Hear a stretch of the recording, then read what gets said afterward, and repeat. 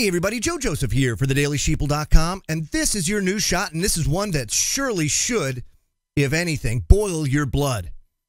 Yahoo Finance has this to say, quote, "This was the Wells Fargo Immunity Act, as consumers now lose the right to sue companies." I kid you not, folks. Listen to this.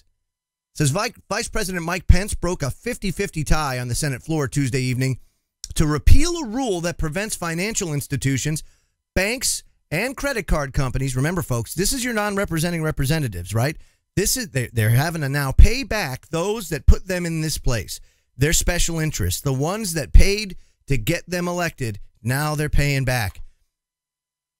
So it says, for example, from striking lawsuits filed by wronged consumers.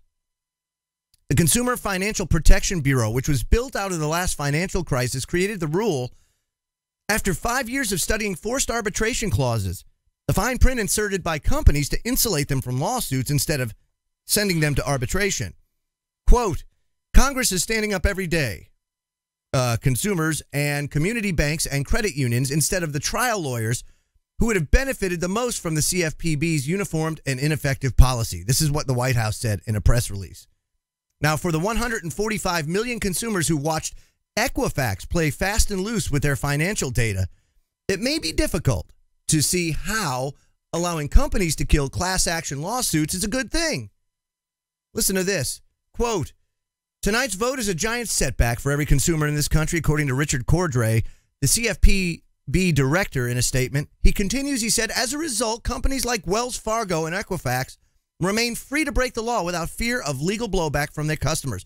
Folks, this is a recreation of the Monsanto Protection Act. Only now, instead of protecting Monsanto, they're protecting the big banks and the big corporations from being sued for damages when they do the consumer, I hate that term, when they do the consumer wrong.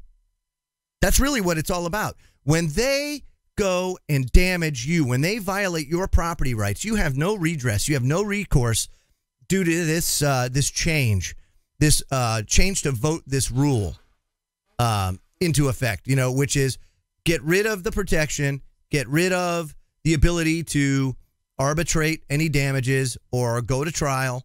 Nope. Now we're going to protect the banks, we're going to protect the credit card companies from these awful people that are pissed off that their money's being stolen or their identity's being breached. I mean, this is unbelievable. It says the bill was entirely and exclusively supported by the finance industry, said F. Paul Bland, an attorney at Public Justice, a consumer group. He says every group that represents consumers was strongly against this bill. Bland listed several special interest groups that opposed the bill: the armed services member groups, the senior citizen groups, civil rights groups. Lots of polling, he said both Republicans and Democrats opposed the bill by heavy margins. This was, he says, the Wells Fargo Immunity Act. It's essentially a bailout for those companies. Now, for Wells Fargo, Equifax, and other companies that behave badly on a major scale, preventing consumers from banding together to seek justice is a huge boon that could save the companies from an unknown amount of damages. And according to Bland, and think about this, is this then a response to the Equifax debacle? Is this what's happening? Are they crying because, oh crap, people are pissed, they're not signing these clauses now, we tried to sneak them in, they didn't go for it, so now we're calling in a favor. Congress, we need your help. And so they're calling in the favor. And this is what we get. The Trump administration said in a statement that the CFPB rule would have benefited trial lawyers with frivolous lawsuits. Putting aside judging whether suing Equifax and Wells Fargo for negligence might be considered frivolity, the Trump administration statements amount to a huge blatant disregard of the facts. And of course, what does this do?